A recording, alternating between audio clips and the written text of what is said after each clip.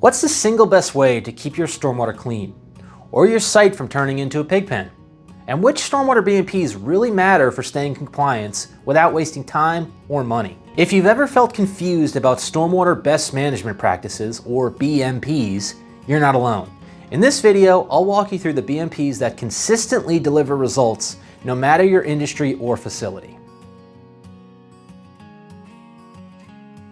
Hey there, I'm Ruhlin with Resource Management Associates, your environmental experts.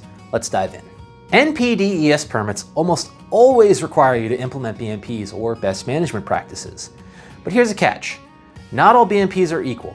Some are costly and complicated, while others are simple, inexpensive, and surprisingly effective. So what are the best BMPs?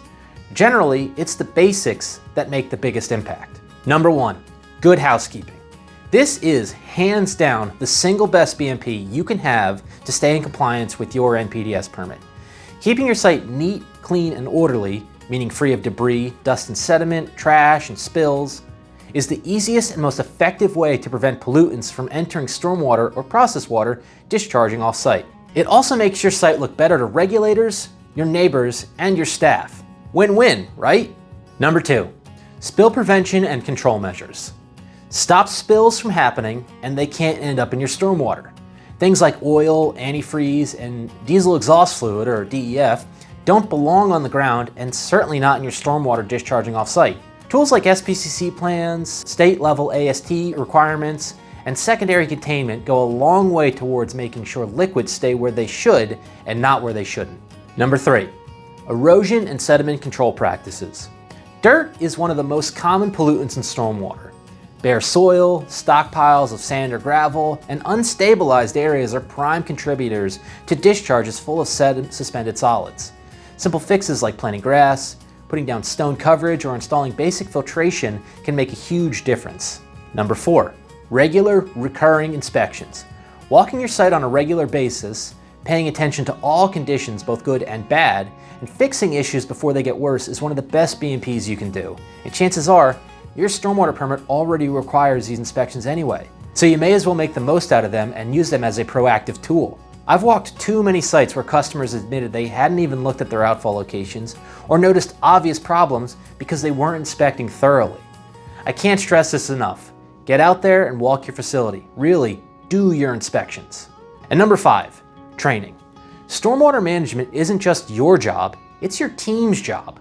Training employees on where pollutants come from and how to prevent them helps everyone pull in the same direction. The more people on your site who understand stormwater basics, the better off you'll be. It sounds cliche, but build a culture where people clean up after themselves, put things away, and either store or remove old equipment and materials properly. Sure, the EHS manager might understand this stuff, but what about the rest of the staff? Beyond those basics, there are a few other general BMPs worth mentioning. Things like outfall protection, using rock, riprap, or other stabilization devices at discharge points can go a long way towards preventing erosion and keeping sediment under control. Even small steps like covering dumpsters, keeping container lids closed, marking drainage pathways, posting signage, and encouraging a clean, proactive workspace all add up and go a long way. None of this is flashy, but it's the kind of practical, low-cost stuff that actually works and shows results. So here's the deal. If you don't have the basics locked down, it's not even worth discussing site specifics or more advanced BMPs. Of course, when it comes to site-specific BMPs, the range can be huge. Some facilities only need housekeeping and simple controls, while others may require engineered systems, advanced treatment technologies, or major infrastructure improvements to adequately address stormwater or processed water discharges. It all depends on your industry, your location, and your permit. So, which BMP is the best? Honestly, it depends on your site. There's no magic bullet, but these core BMPs, housekeeping, spill control, erosion prevention, inspections, and training, are the foundation. If you get these right, you'll be in a far better place than most facilities we visit. My advice, don't overthink it. Start with the basics. Build them into your daily operation and revisit them regularly. If one of the basics is breaking down, address it and figure out why. You won't be able to build your own BMP program until the foundation is solid. From there, you can decide whether more advanced BMPs make sense for your site-specific needs. If you're not sure where to start, or you've got a stormwater permit and you're struggling to stay on top of your BMPs, reach out to us here at RMA.